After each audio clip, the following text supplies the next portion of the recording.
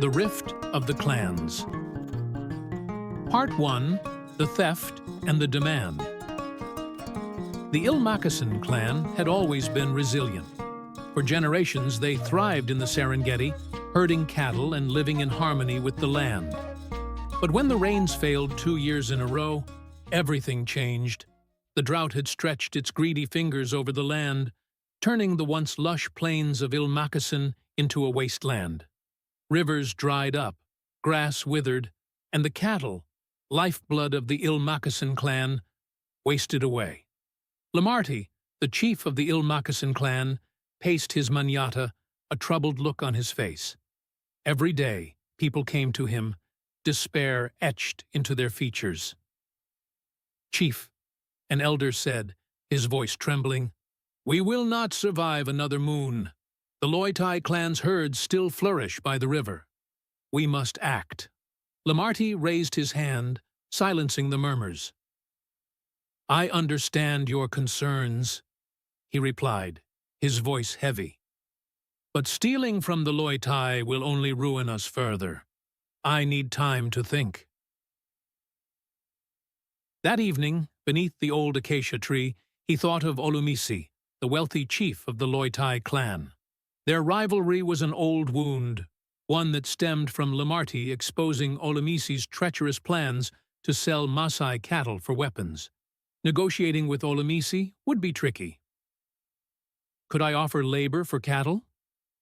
Lamarty mused. Or propose a trade with our beadwork? He sighed. Tomorrow, I'll seek counsel again. But in the shadows, his warriors whispered among themselves. "We can't wait for Lamarty," one declared angrily. "Our children are dying. We must act."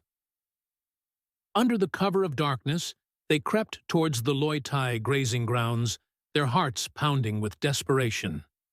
"We'll take only what we need," another warrior affirmed as they stealthily drove a portion of the herd into the bush. By dawn, the stolen cattle were hidden away, the warriors returning to their village, pride mingling with fear of their chief's wrath. The joyful sounds of celebration echoed in Lamarty's ears as he awoke. When he saw the stolen cattle, his heart sank. "What have you done?" he bellowed, fury flashing in his eyes. "We acted for our survival," a warrior shouted back. "The Loitai have plenty, and we have nothing." Lamarty shook his head in disbelief. "You fools! Do you think the Loitai will let this insult go unanswered? You've doomed us all." As he feared, word of the theft reached Olumisi quickly. "This is not just theft, it's an attack on our honor," Olumisi proclaimed, rage filling his voice. The Loitai elders urged him to consider peace. "A war could destroy us," one elder cautioned. Olumisi grudgingly agreed, but demanded a meeting with Lamarty beneath the great acacia tree, where disputes were traditionally resolved. When the chiefs met, Olumisi's piercing gaze met Lamarty's. "You have stolen from me," Olumisi said sharply. "Your warriors have dishonored my clan. I demand compensation." "I did not order this," Lamarty replied, holding his ground. "The warriors acted without my knowledge. As their chief, I take responsibility. I will offer cattle in return," he offered, voice steady. Olumisi raised a hand to silence him. "No, Lamarty, this is not just about cattle. Your inaction must be paid for. I demand your daughter, Nailoi, to marry my son, Oloisuduk." Lamarty's breath caught in his throat. "My daughter?" he echoed, disbelief creeping in. "You cannot be serious. Nailoi is my only child."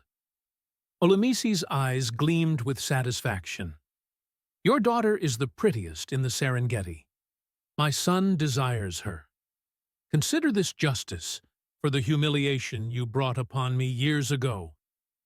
That night, Lamarty sat with the council of elders, his heart heavy with grief and anger. "Chief," one elder said softly, We understand your pain, but the clan's survival must come first. Nailoi's marriage is the only way to prevent war. Lamarty exploded with rage. You speak of survival after defying my orders and stealing the cattle? You expect me to sacrifice my daughter to clean up this mess? The elders fell silent, shame weighing heavily in the air. Meanwhile, Nailoi, educated and strong-willed, stood firm. I will not be a pawn in their game, she vowed to herself. Far away, Olumisi plotted. If they do not give me what I demand, he muttered with dark determination, I will take it by force. The night air grew thick with tension, and the fate of two clans balanced on a knife's edge. To be continued.